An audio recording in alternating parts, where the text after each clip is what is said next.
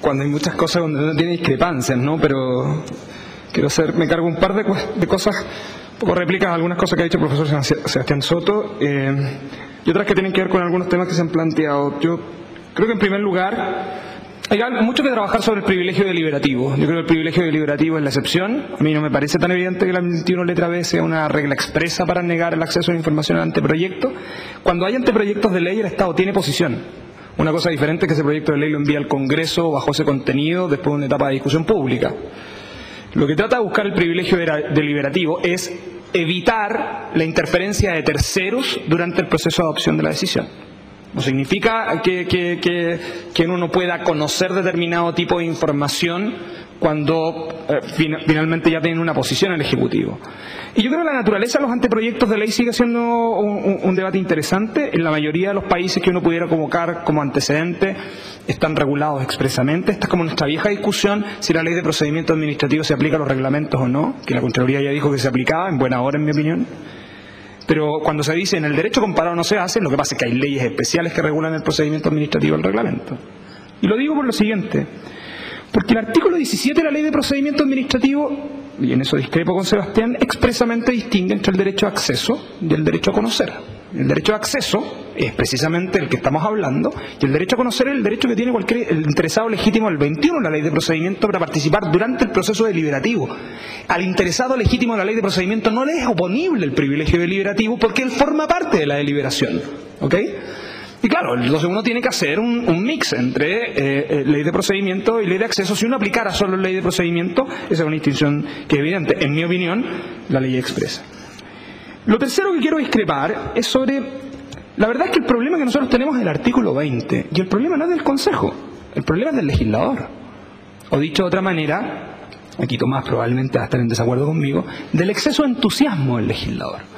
Si uno analiza la ley de acceso a la información en su origen, y voy a tratar de ser muy preciso, la ley de acceso a la información, al igual que la reforma constitucional, estuvo muy influenciada por el abuso del decreto supremo número 26 por parte de la administración. Si uno tuviera que decir, ¿a qué reacciona la reforma constitucional y la ley de acceso? A los abusos del decreto supremo número 26, que todo terminó siendo reservado secreto. Y por lo tanto, cuando uno debate y mira la historia legislativa del artículo 20, yo solo quiero, el proyecto original del Ejecutivo se refería a un poco a la pretensión que busca Sebastián, ¿no? O contraponer en el artículo 20 el interés legítimo versus el derecho, ¿no?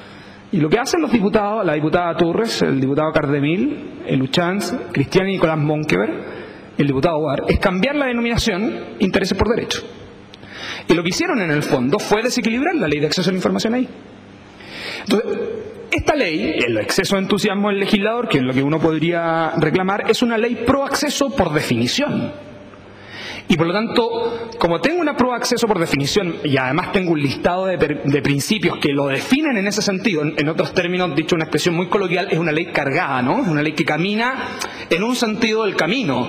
Y lo que hace el Consejo es tratar de equilibrarla de alguna otra manera. Claro, ahí tenemos un problema estructural. Y yo creo que ese tema estructural, hay cosas que le podemos pedir a la jurisprudencia, al Consejo, y hay cosas que en mi opinión no le podemos pedir. Y es muy sintomático como la última de las atribuciones para equilibrar al Consejo en materia de protección de datos personales queda muy al final de la discusión de esta ley, oculta en una norma que está por ahí. Probablemente va a ser otra la oportunidad legislativa donde uno debiera hacer ese tipo de evaluación. Por eso estas distinciones en la puerta de entrada son tan diferentes. Y por último, sobre los temas de los fundamentos. Claro, cuando yo ocupo los fundamentos de un acto administrativo, igualmente invoco información privada. Pero además, quiero recordar que hay un montón de actividad administrativa que es de ejecución. La fiscalización, por ejemplo.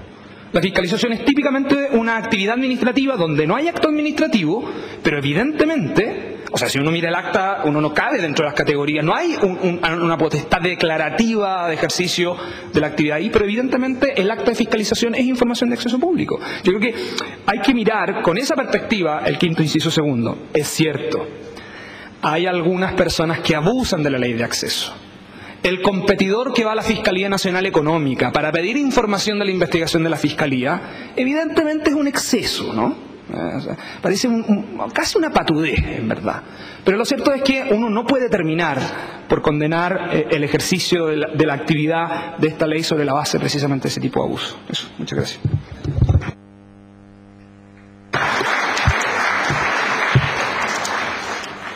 Bien, tratar de responder algunas preguntas no las pude entender muy bien desde el lado acá, debo decir. Así que, y una pregunta tiene que ver con el viejo problema de los correos. A ver, por un lado hay un derecho constitucional a la privacidad de las comunicaciones, ¿cierto?, entre dos personas cuando hay expectativas de privacidad y además va dirigido a entre dos personas determinadas. Y eso puede obviamente pasar entre un funcionario público y otra persona, usando un medio de la administración, el computador, el email o el teléfono. Claro que sí.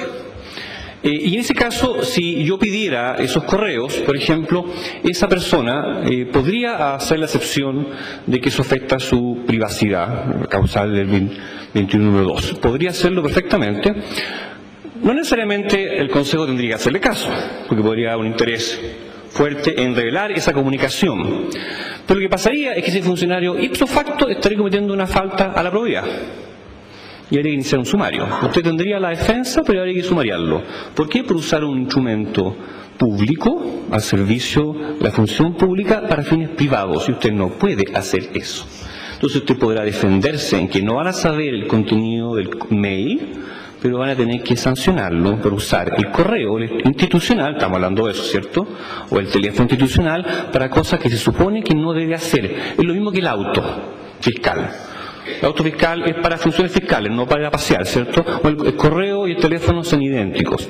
Lo que pasa es que usted puede que tenga una causal de reserva relativa, porque efectivamente hay un interés superior, va a terminar probablemente siendo publicada esa información. Entonces, hay que distinguir causal de reserva y en cuanto a su efecto, y también en cuanto a otros principios, como en este caso el principio de probidad.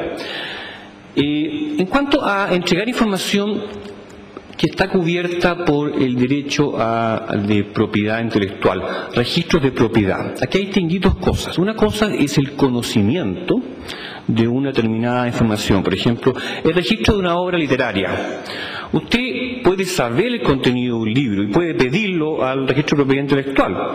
Lo que pasa es que no puede usarlo, porque hay un derecho de propiedad, y ese derecho de propiedad no implica necesariamente un secreto, es un control sobre el uso de esa información.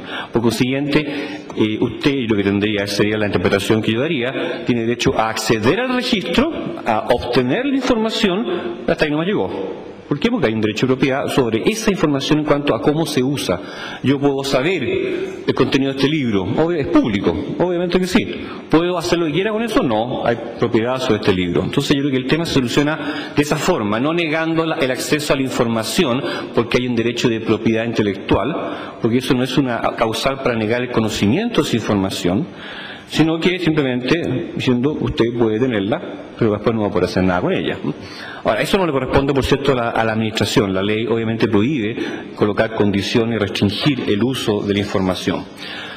Ahora, volviendo a nuestra discusión sobre la puerta de entrada, si acaso la autoridad, cuando viene una petición de información relativa a una persona y que eso no tenga que ver con los fundamentos de un acto o de ese tipo de información.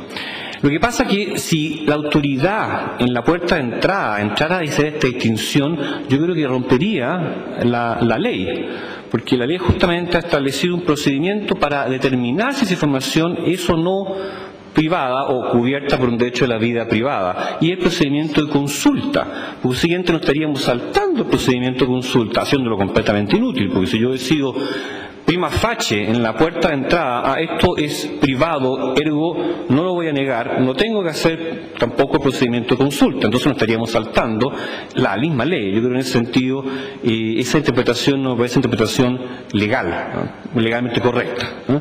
Y causa un tremendo desorden, porque además permite la arbitrariedad, que fue justamente lo que impidió el Tribunal Constitucional cuando declaró que la autoridad no podía decidir que era privado o no por sí misma, está obligado a consultar al titular de la información, y la ley justamente contempla eso. Entonces yo creo que esa interpretación de decidir en la entrada viola la ley y además viola la jurisprudencia constitucional.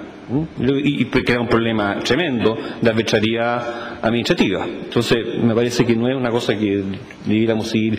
Y la ley tiene la causal de reserva. Ahora, obviamente, una ley de transparencia y acceso a la información tiene una inclinación, sí, pero en la práctica esto en todas partes del mundo se resuelve vía la causal de transparencia, de reserva, y esa es la operativa universal de las leyes de acceso. Y inventar algo distinto yo creo que es complicar el asunto.